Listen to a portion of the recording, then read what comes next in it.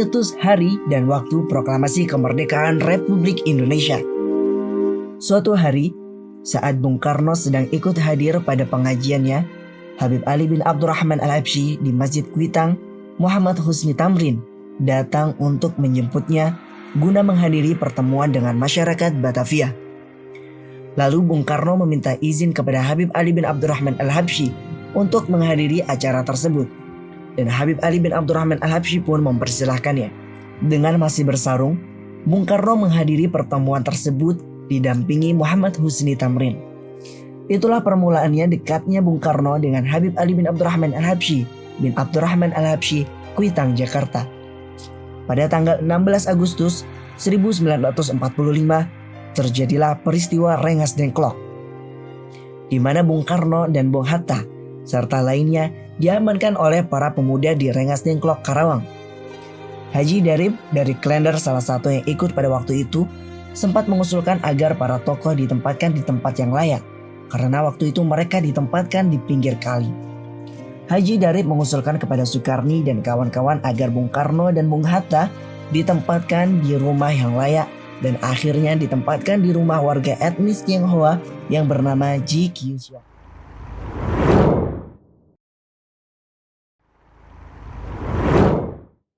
Dan juga Habib Ali Kuitang punya jasa besar dalam kemerdekaan Indonesia. Dalam sejarah dikisahkan teks proklamasi itu ditulis di ruang makan Laksamana Tadashi Maeda, Jalan Imam Bonjol, Jakarta. Itu pada bulan Ramadan. Pada tanggal 17 Agustus 1945, tepatnya selepas sahur atau lebih tepatnya tanggal 9 Ramadan 1364. Itu Bung Karno setelah mendapatkan teks proklamasi yang ditulis di ruang makan Laksamana Tadashi Maeda di Jalan Imam Bonjol, selepas sholat subuh beliau bersiap-siap mendatangi Habib Ali Kuitang, datang ke Kuitang.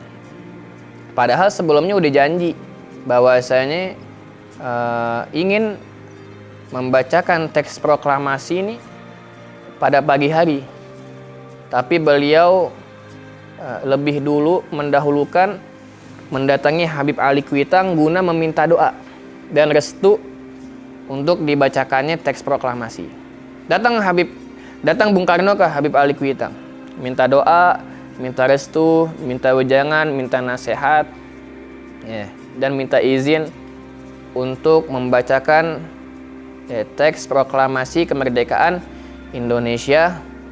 Maka subhanallah, Habib Ali Kuitang mendoakannya, mengizinkannya, dan mengasih nasihat kepada Soekarno.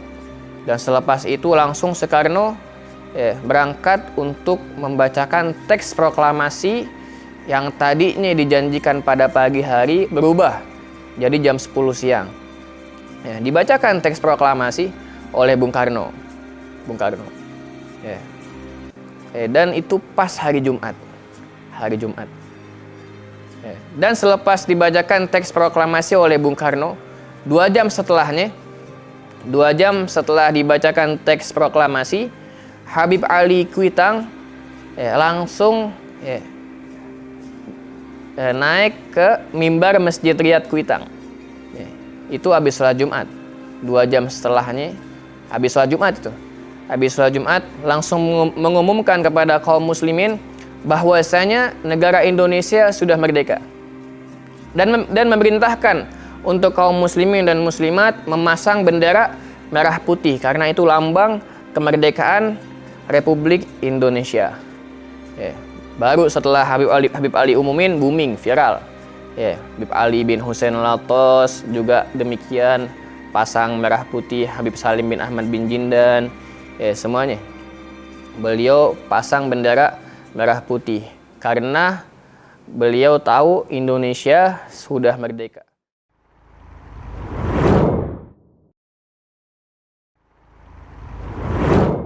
Habib Ali menegaskan agar apa yang diumumkannya disebarluaskan.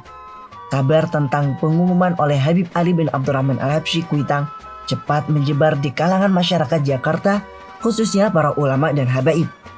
Guru Mansur dari Jembatan 5 yang mendengar maklumat dari sang guru langsung membuat bendera merah putih dan dipasang di atas menara masjidnya.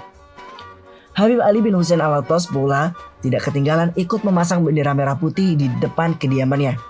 Begitu pula Habib Salim bin Jindan memasang bendera di depan rumahnya. Sampai-sampai banyak masyarakat yang bertanya kepada Habib Salim, "Ya Habib Salim, ada apa dan kenapa bendera merah putih kau kibarkan di depan rumahmu?"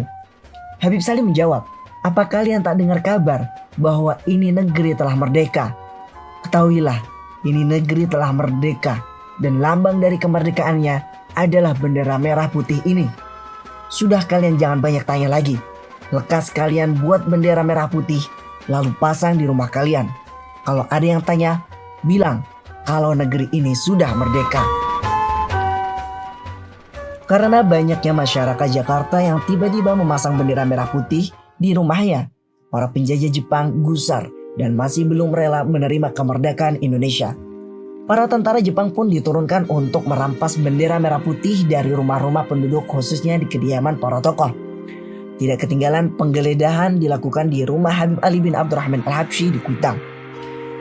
Habib Ali bin Abdurrahman Al-Habsyi menolak sama sekali untuk menurunkannya, hingga Habib Ali pun ditahan. Begitu juga Guru Mansur. Beliau diminta menurunkan bendera dari menara masjid, akan tetapi Guru Mansur mempertahankannya hingga diberondongkannya peluru ke menara masjid. Tapi Guru Mansur tetap pada pendiriannya, yang pada akhirnya Guru Mansur pun ikut ditahan oleh Jepang. Pihak Jepang pun kewalahan karena makin banyaknya orang yang ditahan, mengakibatkan tidak cukupnya ruang tahanan. Lalu dengan sangat terpaksa, pihak Jepang membebaskan masyarakat yang ditahan, termasuk para alim ulama dan habaib. Pada akhirnya Jepang pun hanya bisa pasrah dengan masyarakat Jakarta yang mendukung kemerdekaan negara Indonesia.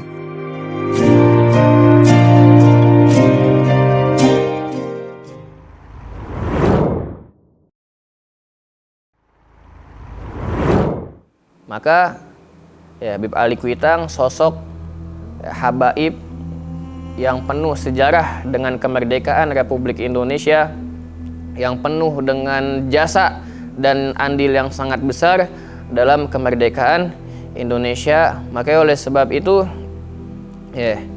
pahamilah sejarah, jas merah, jangan sekali-kali lupakan sejarah. Dalamilah sejarah kita untuk mengenal siapakah sosok Habib Ali bin Abdurrahman Al-Habsyi. Kenapa beliau bisa besar, bisa menjadi ulama yang magomnya tinggi di sisi Allah Subhanahu wa Ta'ala? Karena beliau sangat berbakti kepada ayah dan ibundanya, Habib Ali Kuitang. Habib Ali Kuitang sangat bakti kepada ibunya. Ketika beliau lagi dakwah di Surabaya atau lagi di Singapura, kalau ibunya udah manggil datang.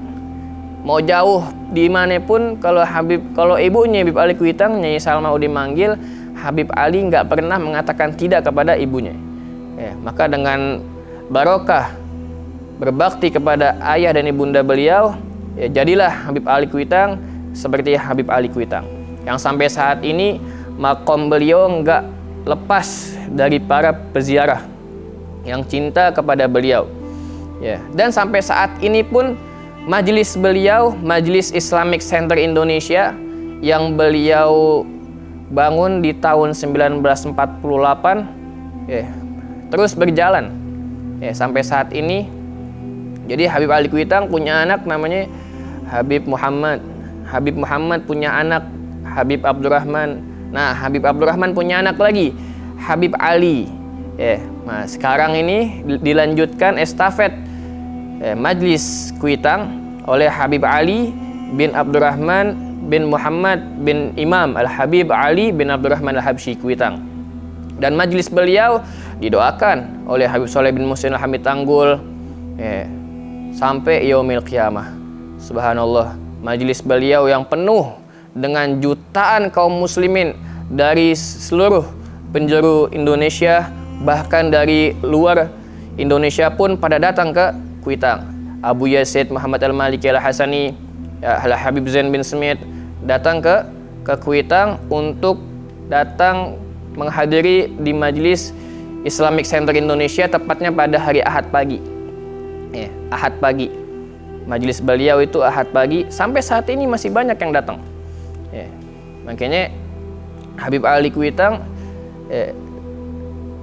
selain beliau agamis, beliau juga nasionalis.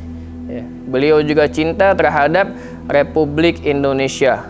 Makanya Indonesia merdeka karena berkah para ulama, berkah Habib Ali Kuitang dan habaib-habaib yang lain, ulama-ulama yang lain yang sangat cinta terhadap Republik Indonesia.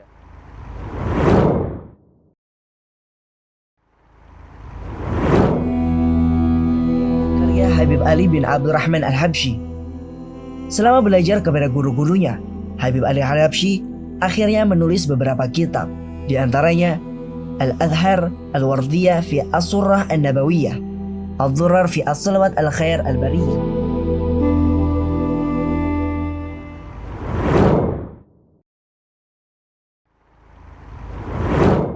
Dan Habib Ali Kuitang itu meninggal hampir usianya 100 tahun. Ada yang bilang 98, pokoknya hampir 1 abad. Hampir 1 abad Habib Ali Kuitang meninggal dunia. Dan sebelum meninggal dunia, Habib Ali Kuitang sempat nggak sadar selama sebulan lebih di atas ranjangnya. Dan subhanallah ketika Habib Muhammad, anaknya beliau, di samping beliau, dan beberapa sahabat-sahabat yang lain seperti Habib Ali bin Husain Al-Attas, suatu ketika beliau bangun dari tidurnya dan Habib Muhammad menyangka bahwasanya ayahnya udah sembuh, Habib Ali Kuitang udah sembuh. Wah, abah udah sembuh. Katanya Habib Ali pengen minta tolong temenin ke hammam, ke kamar mandi. Ditemenin oleh Habib Muhammad, senang ngelihat ayahnya udah siuman, udah enakan, minta temenin ke kamar mandi. Kemudian beliau membersihkan dirinya dan berwudu. Dan setelah berwudu, Habib Ali Kuitang duduk dengan Habib Muhammad dan memerintahkan kepada Habib Muhammad, ya Muhammad, tolong ambilkan pakaian yang abah biasa pakai. Ya, pakaian yang biasa dipakai, pakaian kebesaran beliau, gamis, jubah, imamah, rida. Dipakaikan oleh Habib Muhammad semua pakaian kebesaran beliau. Dan Habib Ali meminta kepada Habib Muhammad, wahai Muhammad, bacakan qasidah Jaddad Sulaiman. Ayo Muhammad, baca qasidah Jaddad Sulaiman.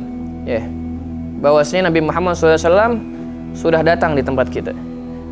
Dan ini isyarah kewafatan beliau. Isyarah kewafatan beliau dihadiri oleh Rasulullah Sallallahu Alaihi Wasallam. Kemudian Habib Muhammad membaca qasidah sambil beliau menangis karena tahu bahwasanya abahnya udah nggak lama lagi. Dan subhanallah, Habib Ali Kuitang nanya sama Habib Muhammad, sama anaknya, wahai Muhammad, ini hari apa? Ini hari Ahad, wahai abah. Jamaah sudah banyak menunggu antum di majelis. Kemudian Habib Ali Kuitang mengatakan, wahai Muhammad, sampaikanlah salamku kepada jamaah yang hadir dan beritahulah bahwasanya aku sudah nggak lama lagi. Dan subhanallah, selepas selesai dibacakan qasidah, Habib Ali bin Abdurrahman Al-Habsyi meninggal dunia di pangkuan Al-Habib Ali bin Husain Al-Attas, Bungur. Dan beliau dimakamkan di samping Masjid Riyad Kuitang, Jakarta, Jalan Kembang 5, Jakpus, Senen. Itu magomnya beliau, Al-Habib Ali bin Abdurrahman Al-Habsyi. Dan di samping beliau magom anaknya, Habib Muhammad bin Ali.